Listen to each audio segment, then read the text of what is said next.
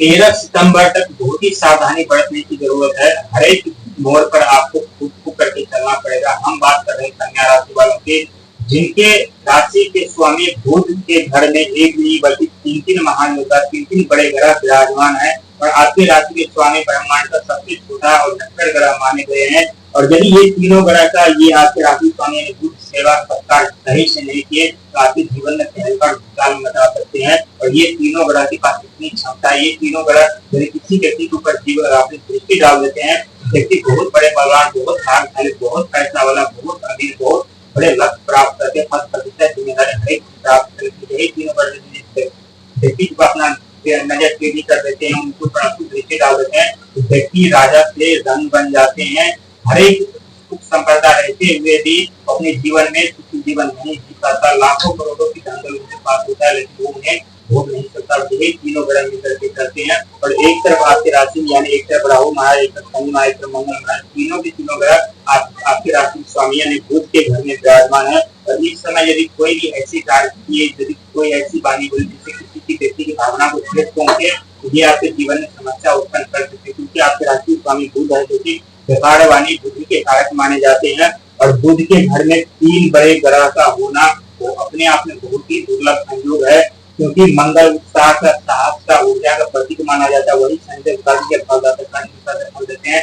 वही राहुदेव महाराज जो मायावी ग्रह है, व्यक्ति को अपने माया जाल में फंसाते रहते हैं, व्यक्ति का मन भ्रमित करते रहते हैं। जो व्यक्ति लालच में पड़ जाते हैं उनकी जीवन बर्बाद होना तय होता है।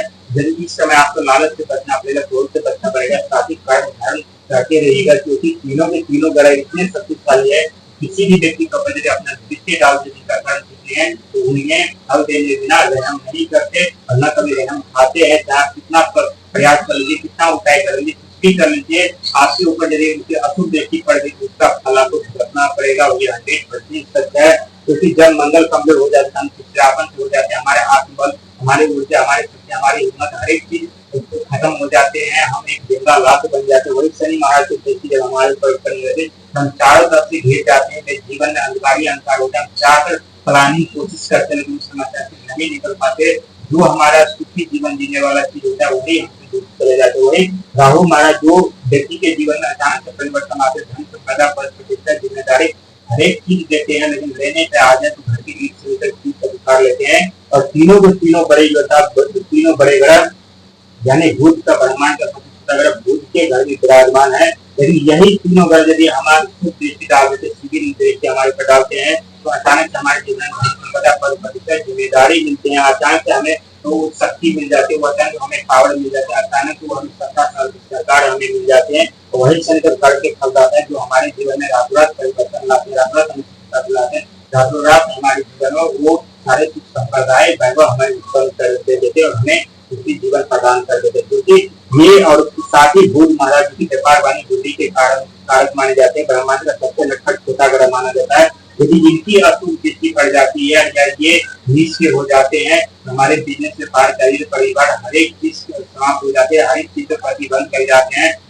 चाहकर भी उस प्रतिबंध को हम नहीं तोड़ सकते और चाहकर भी उस प्रतिबंध से हम नहीं निकल पाते। इस तरह से हमारे जीवन में सहलता मचा है। लेकिन 13 सितंबर तक बहुत ही सावधानी कर आपको कोई भी कार्य करना है, बहुत ही सावधानी कर किसी पे विश्वास करना है, बहुत ही सावधानी कर किसी भी रास्ते पर आपको जाना है। और जहाँ कार्य न बन रहे हो वहाँ आपको जाना चाहिए। यदि आपकी जाने से ही कोई कार्य बना तो वहाँ आपको नहीं जाना चाहिए। क्योंकि तीनों के तीनों ग्रह एक साथ यानी बुध के घर में विराजमान है। बुध के घर में विराजमान होने से ये बहुत ही डरावना संकेत है।